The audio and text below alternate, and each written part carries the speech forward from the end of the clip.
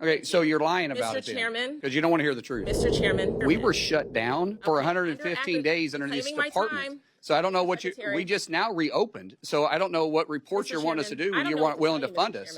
You want the reports, but you don't want to fund us? That makes no sense. Secretary Mullin, I want to discuss FEMA's denial of disaster assistance for families in Illinois. You and I both come from communities that deal with tornadoes. Just last week, Northern Illinois was under a tornado watch as severe storms swept through the region, downing trees, disrupting flights in and out of Chicago, and leaving thousands without power. And between August 16th and 19th of last year, severe thunderstorms, extreme rainfall, flooding, and damaging winds impacted communities across Northern Illinois. Homes were damaged, roads were flooded, power lines were downed, and families suffered significant losses. Illinois requested a major disaster declaration that included individual assistance, which helps affected families pay for home repairs, property losses, childcare, temporary housing, moving assistance, moving expenses, and recovery costs. FEMA denied Illinois' request in October. Illinois appealed in November. Then on February 7th, 2026, FEMA denied the appeal and reaffirmed its decision. Unfortunately, Illinois is not alone. Since President Trump took office, the number of disaster declarations approved has been 30% lower than the historical average. And there's reason to be concerned that they're being politicized. An analysis from March of this year found that FEMA approved just 23% of disaster requests from Democratic-led states compared to 89% from Republican-led states. Don't get me wrong. Concerns about FEMA's response are coming from both sides of the aisle, including from your former Republican colleagues in the Senate. This should not be a partisan issue. Americans expect timely disaster assistance decisions that follow the law, not politics. What makes this even harder to understand is that Republicans have provided DHS with tens of billions of dollars through reconciliation funding twice on top of annual appropriations. Your department has repeatedly stated that this funding could support operations for years, yet families in my district were told there was no assistance or funds available to help them recover. On top of that, this committee does not have a comprehensive spend plan explaining how these funds are being used, despite my repeated requests over the last several months. Secretary Mullin, will you commit to a member-level meeting with my colleagues and I to discuss why Illinois' disaster declaration was denied and to see how we can support my constituents? Ma'am, we haven't denied anybody a meeting with us. If you reach out, we'll meet with you. Just as long as you, and we'll do it in a timely fashion. Maybe not the next day, but we'll get to it as soon as possible. But I do want to address, what, if you don't mind, what you talked about here on politicizing it, because I don't. I actually don't want to talk about politicizing. Well, but if I want to meet with you. But I mean, you made some accusations here about President Trump that's actually not accurate, because. Mr. Chairman. If you're going to make accusations, though, you have to let us respond back. Reclaiming my time, Mr. Chairman. Okay, so you're lying about it, Mr. Chairman. Because you don't want to hear the truth. Mr. Chairman, this week President Trump's nominee. Mr. Secretary, the record will reflect that you have agreed to meet with the lady and her folks, and since I'm trying to keep people in 8 minutes, please proceed. Thank you.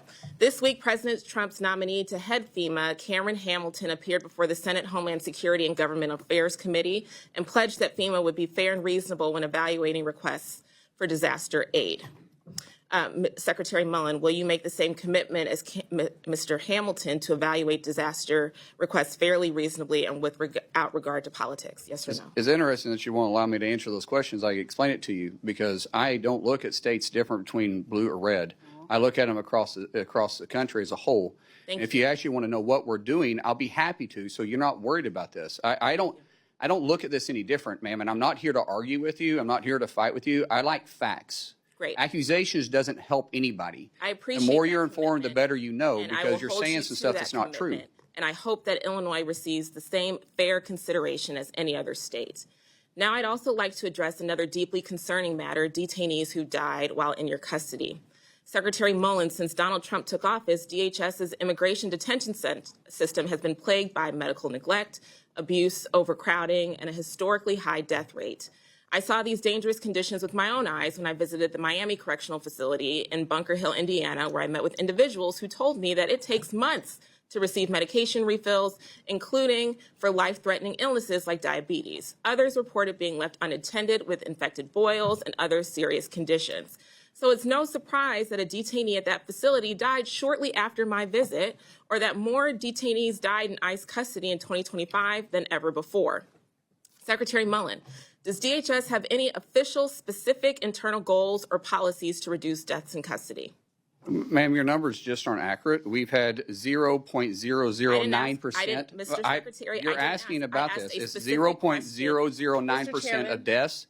And we've had 54 total in the president's time. Those are dangerous accusations you're making. Mr. Secretary. Those are dangerous accusations that she's making. Because in the state of Illinois, they're twice as high to die in the state penitentiary of Illinois than they are in detention. You are invited to this committee. This is my time. And you need to be informed by what you're saying. I am informed. No, you're not, ma'am. Mr. Secretary, does DHS have any Do you realize that? official Do you specific realize that internal we have goals or one policies, doctor Mr. per Chairman? 1,000 for detention centers for our federal detention centers in the state of Illinois? They have one per 1,800. Chairman, But yet this is she my wants to time. focus on our detention I understand centers. that. You'll get your time. Thank you. You're welcome.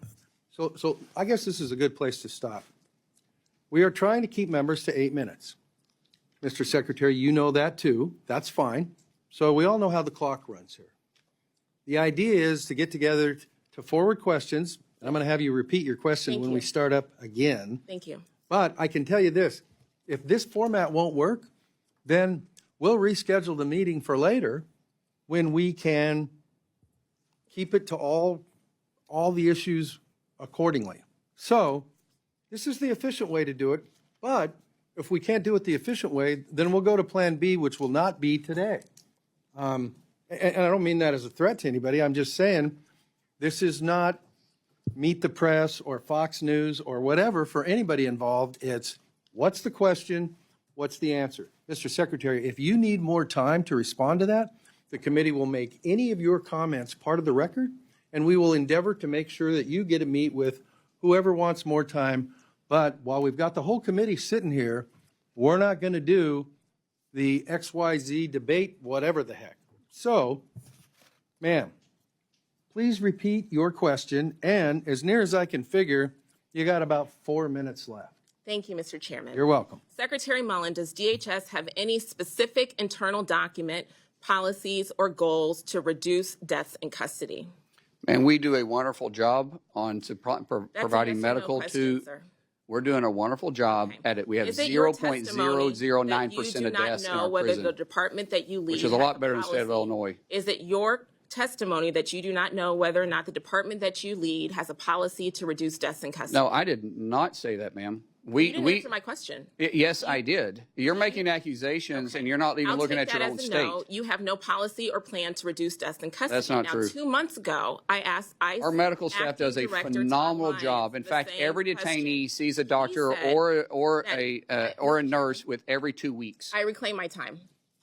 Okay, ask your next question. Okay. 2 months ago, I asked ICE Director Todd Lyons the same question. He said that ICE, quote, hopes that there will be no deaths in custody, but admitted that the agency had no actual policy in place to prevent them. Rather than implement one, he resigned just a few hours later. Secretary, since that hearing, 3 more people have died in ICE's custody, and those are the only deaths that we know about based on your agency's public reporting. So, Mr. Chairman, I would like to request unanimous consent to enter into the record a report that came out today from Human Rights Watch and Physicians for Human Rights titled Dying in Detention, Rising Deaths in an Expanding U.S. Immigration Detention System.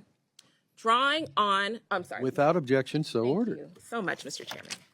Drawing on government records, detention data, and expert medical reviews, this report outlines 52 deaths in ICE custody during President Trump's second term and highlights the concerns we've been raising to your department regarding the lack of access to medical care, suicide prevention, transparency, and accountability in detention facilities. Secretary Mullin, ICE's detainee death reporting has not been updated since April 28th of 2026. The death rate in ICE custody has doubled during President Trump's second term. Will you commit to reporting detainee deaths as required by law? We do report them, ma'am. No one. So is it your I don't know. testimony then We that there report is these. no... What you're talking about is what Congress has asked us to do, which we're not required to do, is report the deaths after they're released. That doesn't make any sense. They're not under our watch at that point. If they die in our release, we report Is it your them. testimony that there have been no deaths since April 28th? I didn't say that.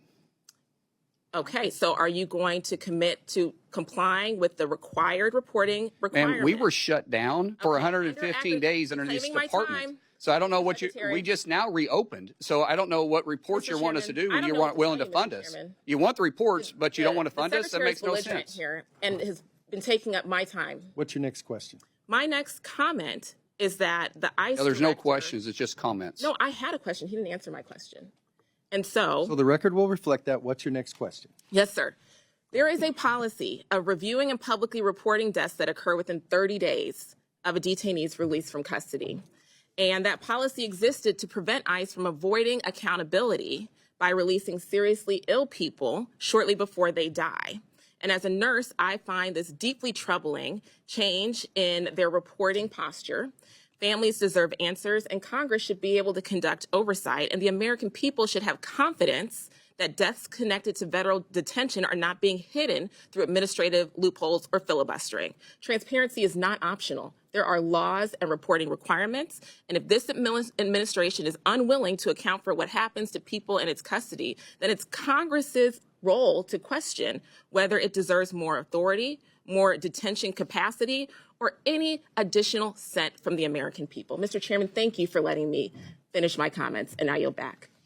Thank you. You have been much more timely than a couple of your predecessors on either side of the aisle, and I appreciate that.